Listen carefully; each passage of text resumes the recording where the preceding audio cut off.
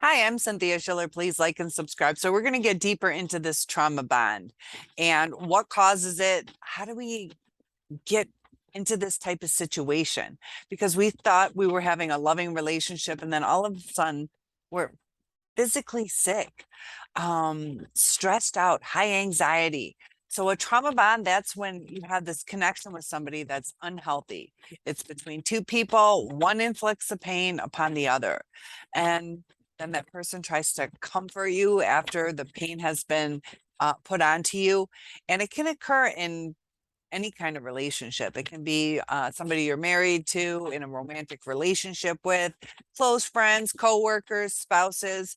And it usually starts with the tension starting to build up. And that can be leading to a confrontation, which is like a release of the tension. And then the cycle just continues, it just starts over. So they do have narcissistic cycles, and it's kind of like the brewing of it. So, what exactly is a trauma bond? And this is a strong emotional connection. So, there are emotions that are involved. One person will experience physiological or even psychological pain when the other person puts the initial person into a kind of like a fear of danger. They're just uncomfortable. They don't have the safety that they used to have. It can form instantly, it can take weeks or months, but the effects are long lasting. They don't just go away, they linger with us, even after we've moved on or been discarded. And it causes CPTSD. And we have to realize that the treatments are similar to PTSD, so that our body does not continue to respond as if we're in this emergency state. I know I've struggled with that because during the last discard, we were supposed to be together, planning a life together. And instantly, after being reassured, they're gone, and they don't give you any reason. They don't contact you. They don't talk to you. And so in mine, I was high anxiety, like, is this person even alive or dead? Um, and I was out of state, wasn't able to contact him. And then that anxiety lingered. So there are some treatments as far as coping with what's going on, but this bond can be extremely strong, difficult to break.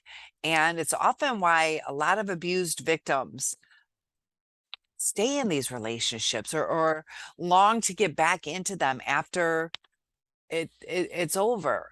We ruminate and try to figure out things, and is the Hoover coming? Will they come back, or do I reach out to them? And it's just a toxic bond that was formed, and people can become so bonded that they're scared to leave. They don't know what the world is like. They're afraid to move forward into a safe relationship, that they get stuck.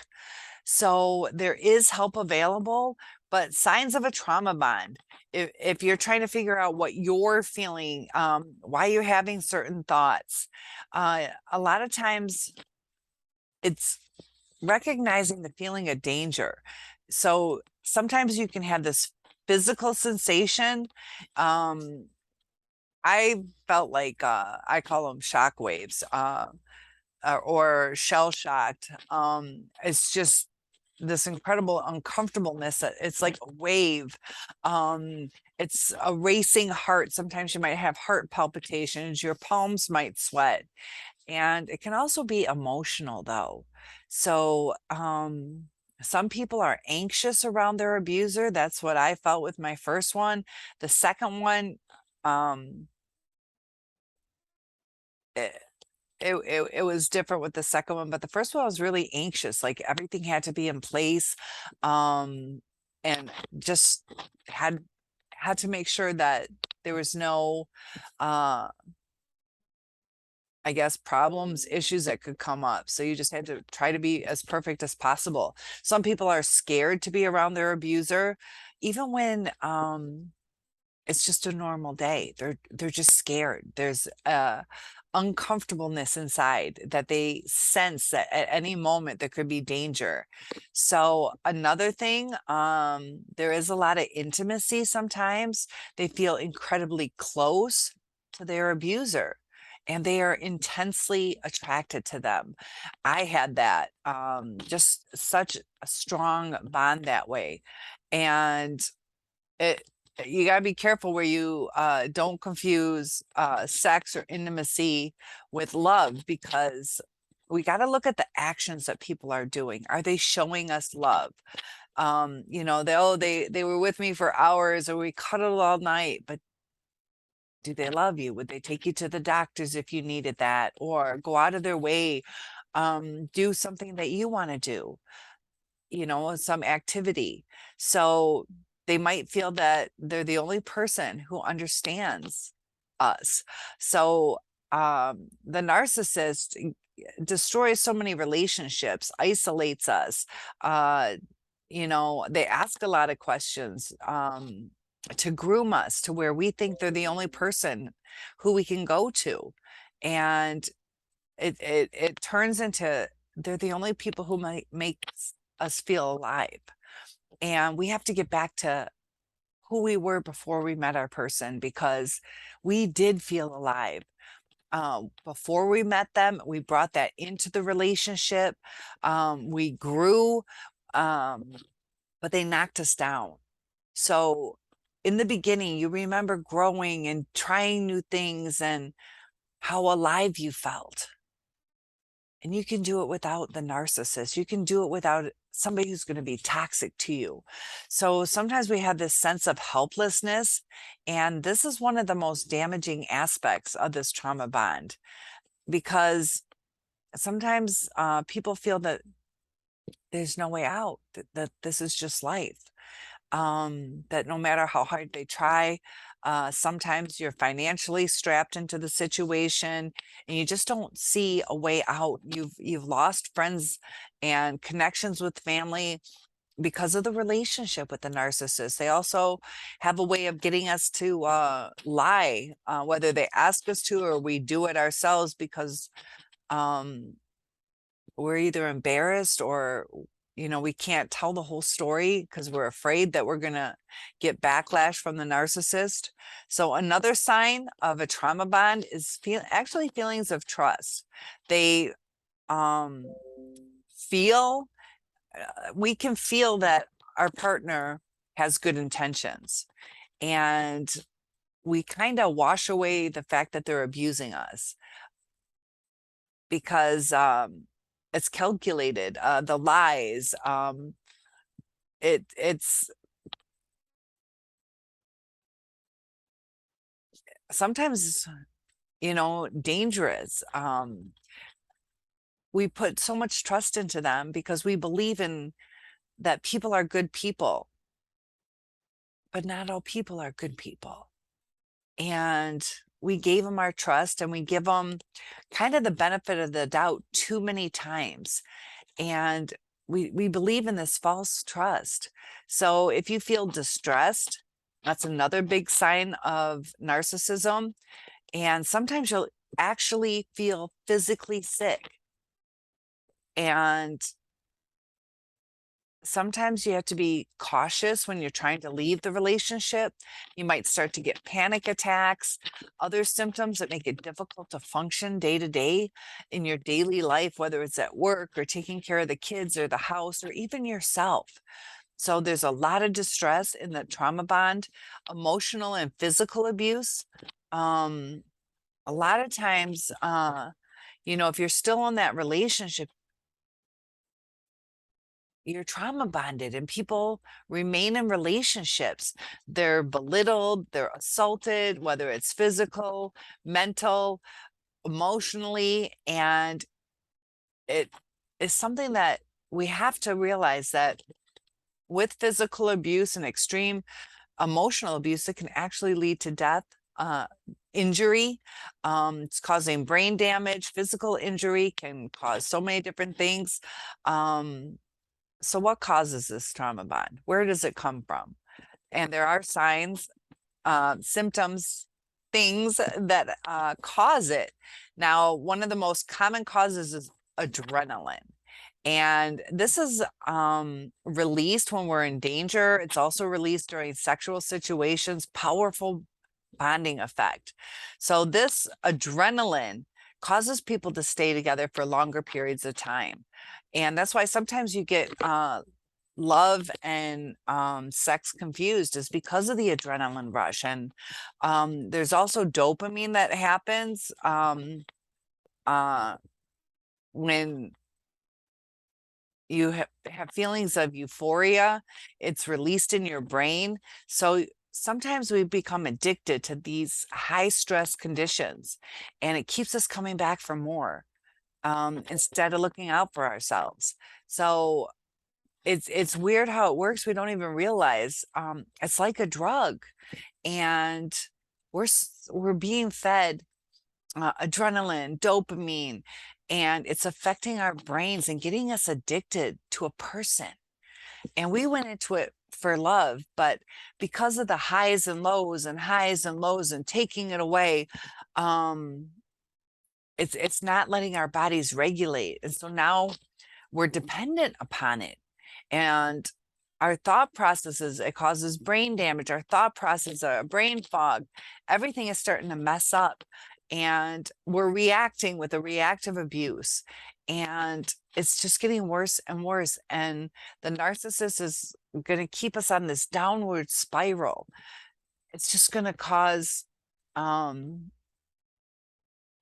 of you have been through the abuse so much that you get to a point where you feel how terrible you feel inside, frustrated that some of you leave, and some of us get scared to break that trauma bond because it becomes a way of life, and we're doing the cognitive dissonance. So a lot of trauma bonds are formed because of abuse. So victims start to create these strong attachments emotionally to their abusers, and they do this as a way of coping with the pain. So I want you to understand that we're coping with the pain by staying with our abuser. We're wanting them to love us, to make it better. Instead of realizing it's not getting better, we're putting it on them to make it better, and they're not the ones who are going to make it better. And everything we've tried to make it better, it just fails, and it's difficult to leave. But there's a lot of betrayal that can cause trauma bonds. So when someone betrays our trust, and then we're much more likely to stay close out of an attempt sometimes of getting revenge for what was done wrong. I didn't do that, but some of you, I know there's a lot of anger. I can feel that. I was in a criminal justice class, and one of the ladies was physically abused, and she it's kind of sad, but she openly admitted that she just wants to stay living with this person so she can kill him. He was so abusive to her that she wanted that opportunity where self-defense, and she was able to kill. I don't know what the no, we just went about our class. I don't know what the future held for her, but that's why she wanted to stay. Instead of leaving, she wanted it to get so toxic that she could kill him in defense, self-defense. Don't do that to yourself. Don't get that caught up that you stay so you want to kill someone. Leave. It is okay to leave. It is okay to start over.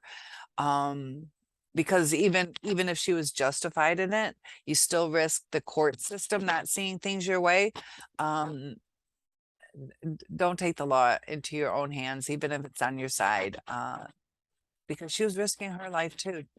I wish I knew the outcome of that. Hopefully they separated, but chronic stress, ongoing stress, it just won't stop, can form trauma bonds. So our victims start to have this hypervigilance that goes on, constantly on the lookout for any type of threats, danger from the narcissist, and it makes it much more likely that you will miss the warning signs. When we're stressed out, we don't seem to see things clearly, or we hone in and focus on one thing, but we're missing the outer perimeters of what's really going on.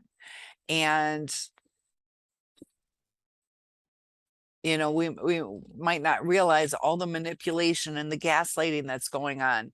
Now, some people think that there's an attachment theory, and this is where you become emotionally attached to people who either take care of you, show affection towards you, kind of like loving your teacher or loving a nurse, or being attracted to the doctor because you feel that them taking care of us is a sign of love, but that's that person's job.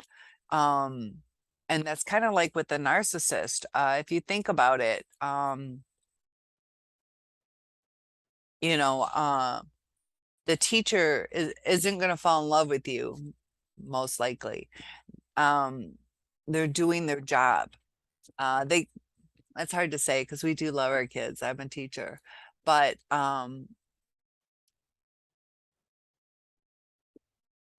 narcissist keeps it at a superficial level, kind of like the professionals, that your doctors, your nurses, it's kept at a professional level. It doesn't go deeper. Hard to word it the right way because we really do care about our kids. So skip that. But narcissists don't take it to the deep level. They're not able to connect with empathy.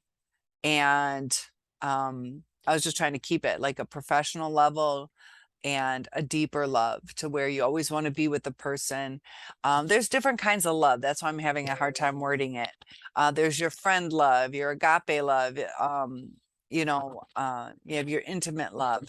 So narcissists form a love that would be like the depth of a friend love, as far as the depth, but as far as the effort,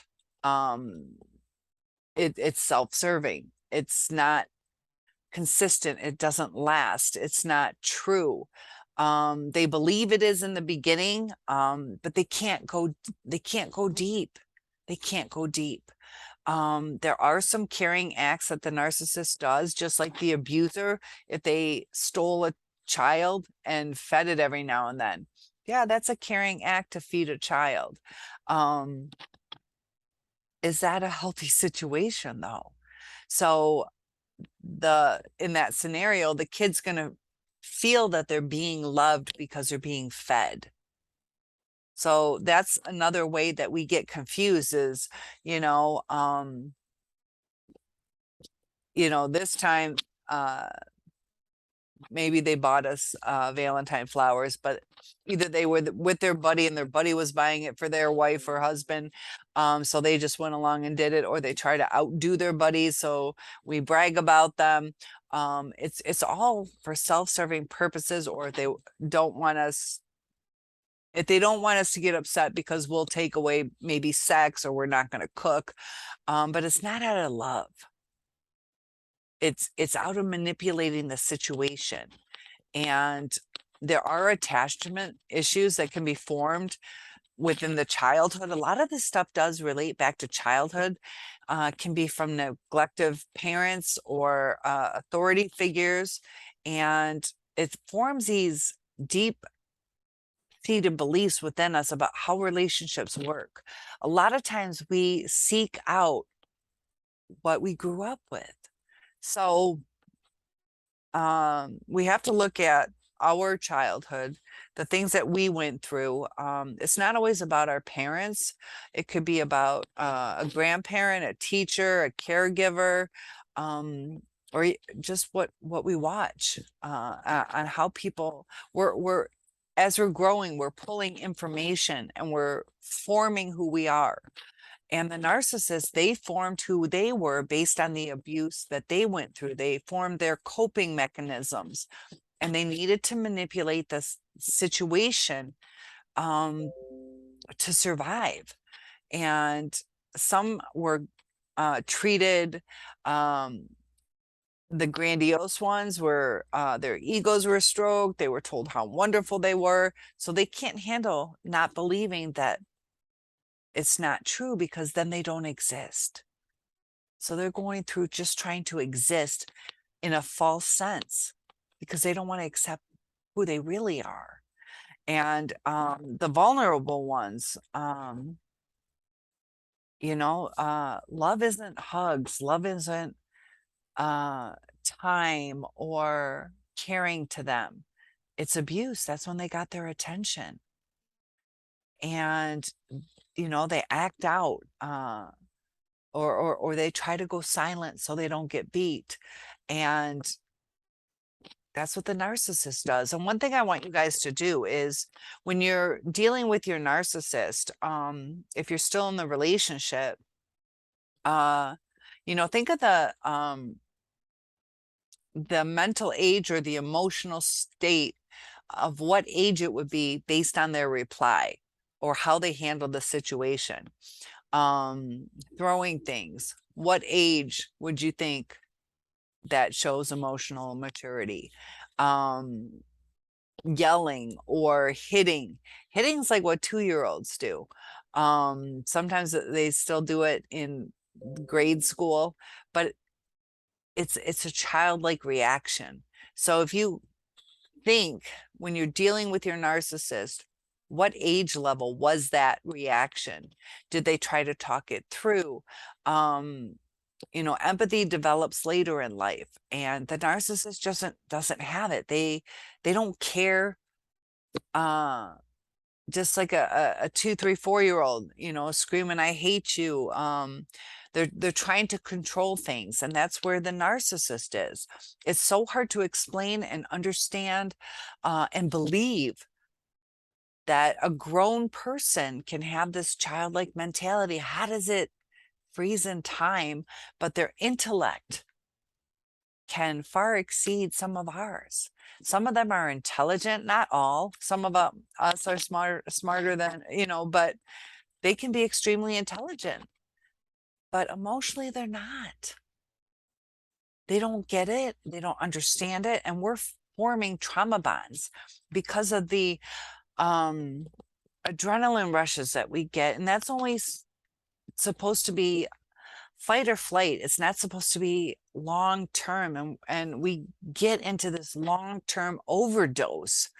I did a video on this water thing that they did. The lady drank a gallon of water a day, and it was flushing her out pretty much good at first, but then she started having it be too much. It was too much water, and started being toxic, started taking away too much, and damaging some of her organs. And sometimes we crave what is bad, because with the water situation, she started craving water when she needed to cut back on it.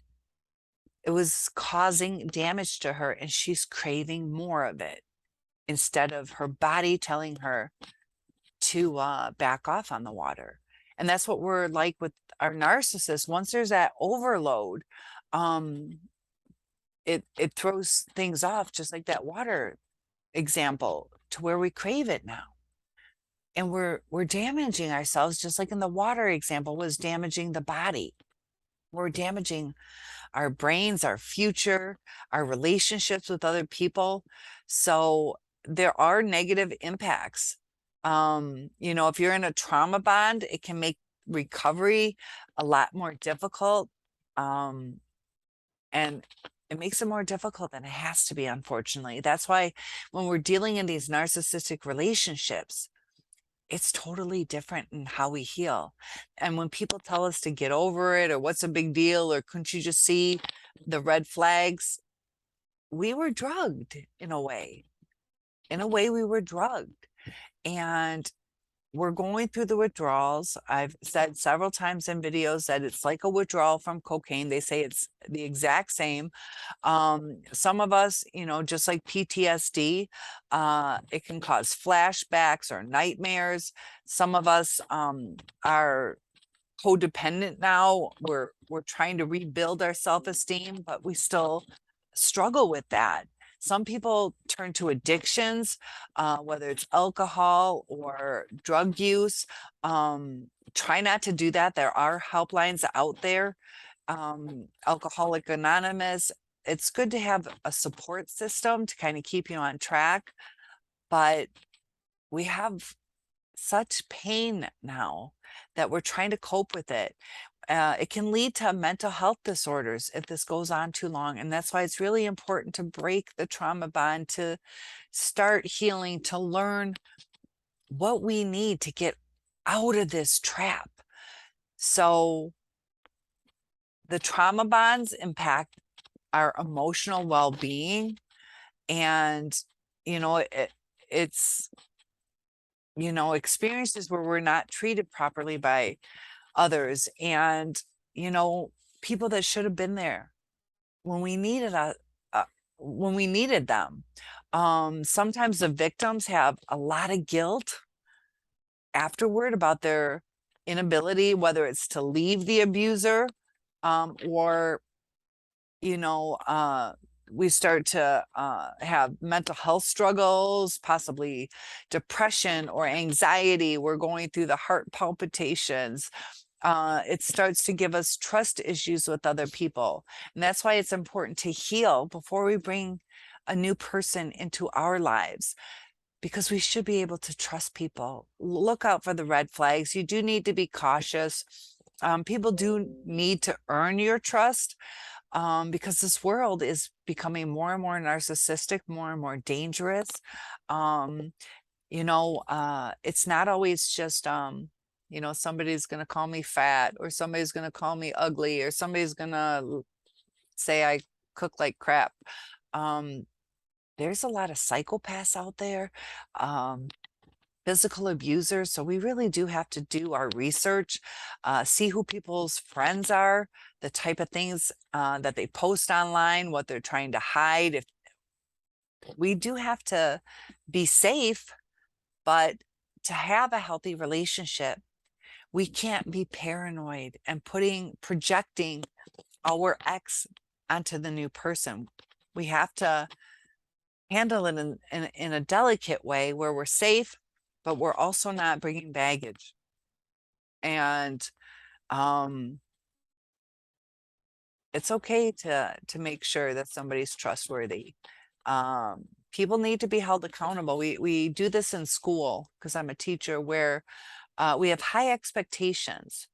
And when you have high expectations, that causes a person to try to achieve them, as opposed to low expectations, like, well, they're not a good reader, or they struggle with math. We put them at a high expectation so they can achieve that, so they can strive for it. And with our narcissists, we often give excuses. Just like if a kid was poor in math, well, he's just not good in math. Then that kid's going to stay stuck in that. He's going to stay poor in math. And we have to do that with relationships, is have high expectations and have people held accountable. So the affects on these relationships, it can be so negative to our mental state. And we have to be careful that we're not moving forward being attracted to other new, unhealthy, abusive partners in life. So, we do need to remember what the red flags were and not brush them off, because we did that in the past. So how do we cope with this? You guys already are doing one of the very first steps that is so important, is to educate ourselves. That's the first step that's really going to help you. And by better understanding what we're dealing with, it's easier to break free. Also helps develop a plan on how we should move forward in life. So by recognizing that something's wrong, something needs to be addressed, we learn how to make our future plans, how to look for red flags. Some might want to, get some professional help. Some of these relationships were more toxic than others. They've all been toxic as far as narcissistic abuse. But there are support groups that you guys can go through, self-care by taking time for ourselves. It's going to help us, whether it's journaling. Journaling is one of a very important things to do, especially if you're going through like a divorce or custody battle. Keep track of everything, keep track of your thoughts.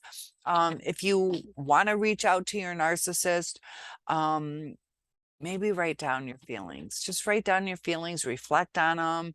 Also reflect on where it's coming from. We have to take accountability for our own feelings, because the narcissist isn't. They're not going to care. It's going to irritate them. They take it as us blaming instead of trying to communicate.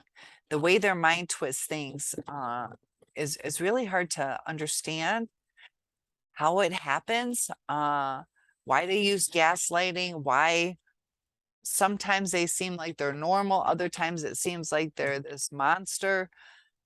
And they bring out the monster in us sometimes too.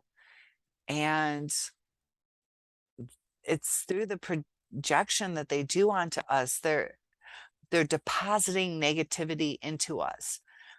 And sometimes we think we can handle it, but you know, just like dealing with toxic things, you can only stay safe for so long. Eventually it's going to get to you. So, just remember that your social well-being, emotional, your psychological, physical health, every aspect of our life, our body, our mind, our soul, we need to cherish it and take care of it. And by doing that, it'll help us more effectively deal with the everyday challenges that we're going to have in life. We're going to be more productive, a better friend, a better parent. And these trauma bonds can be devastating. They can destroy years of your life, like they have for me. And,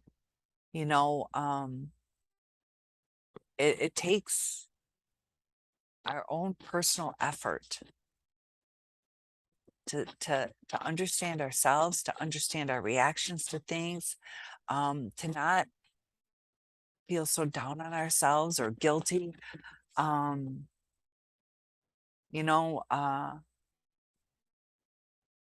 by feeling guilty though, that's a good sign that you're an empathetic person, to where you hurt because you lost a person, not because you lost a supply, that you truly love someone, you truly put your effort in. And where's this empathy thing? Because sometimes we wonder, was I the narcissist? Like, it gets confusing after the toxicity sets in because of the reactive abuse or self-preservation, to where we need to shut down. It's just this snowball thing that gets out of control. But as far as like, I like to call it the soul. Do you feel sad when you see an animal hurt, or you hear these stories about starving people, or whatever it is? Does it touch your heart? Or you're like, well, they don't live in our country. So there's different levels of empathy and what's important to people, but the narcissists can't put themselves in their shoes. So when we talk to them, whatever we say, the narcissist will turn it around onto them. Even if we say, we got a great promotion, they take it towards them that now we think we're better than them, as opposed to, I was just sharing something with you. I was hoping you would be happy for me. Everything gets turned on to the narcissist, and it's sad how these trauma bonds work. It's through that grooming, through the inconsistencies, great amount of love during the love bombing stage, and it dwindles.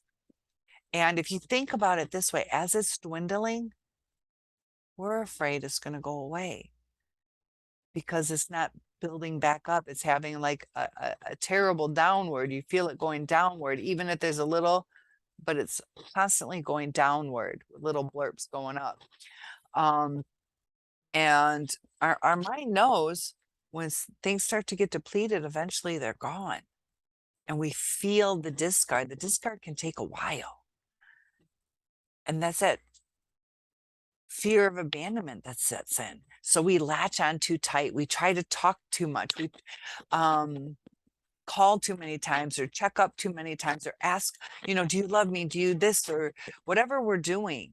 It's because of a fear of abandonment, but we feel that abandonment. So are we wrong for feeling it? Because it's inevitable. You guys think about this new supply, like that's that cycle. So they might keep you around here, but at any moment you could be gone or shut out of their lives for a couple years, until they need you again. They don't value people like somebody with empathy does. And I've mentioned before that they don't get it. I've had several, where they are like, what are you talking about? Like, what's the big deal? Or just the way that they react to certain things. My narc neighbors, one is like, if I don't know you, I don't care. Like he could watch you die. He will not help you. If he cares about you, there's things that they do that are good or kind-hearted, just like that Stockholm syndrome abducted kid I was talking about, where they're being fed. They're being fed by their abuser, who took away from their parents, took them away from their school and their friends, and locked them in a closet. And then the abused child is like, oh, thank you. Thank you. And they have nobody to talk to. So the abuser gives them comfort of talking every now and then. And that's kind of what we feel in these trauma bonds. And we're scared to move forward. We're scared because they knocked our self-esteem down. Also we're tired. We're tired. Like, do I want to do this all over again? Some of you have given up on love. And I hope you don't do that. I hope you don't give up on love.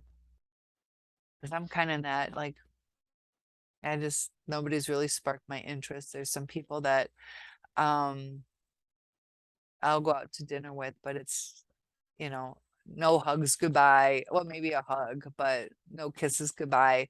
No intimacy. It's just, that's okay. That's okay. It's okay to go out with people. Let them know your intentions. It's just nice. I'm not ready for a relationship. If somebody says that to you, just believe them. Believe them. And just enjoy time. Narcissists aren't always on the up and up. So it gives the other person the opportunity to say, do I want to invest in this? You go out to dinner with somebody, did they want to invest their time if I'm not interested in them romantically? That's up to them, but at least they know, and that's really nice when they do want to just spend time with you. It doesn't have to be about sex. So move forward, make connections.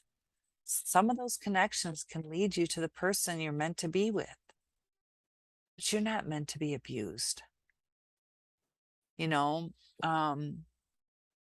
There are learning processes that we grow from, but we have to grow instead of staying stuck in abuse. So if they're not willing to change, remember that cycle? It's going to be inevitable anyways. And you're missing time out on a healthy relationship because they are out there. So break that trauma bond, and please comment below. One-on-ones are available. I'll help you along the way. Feel free to let me know anything I can do to help.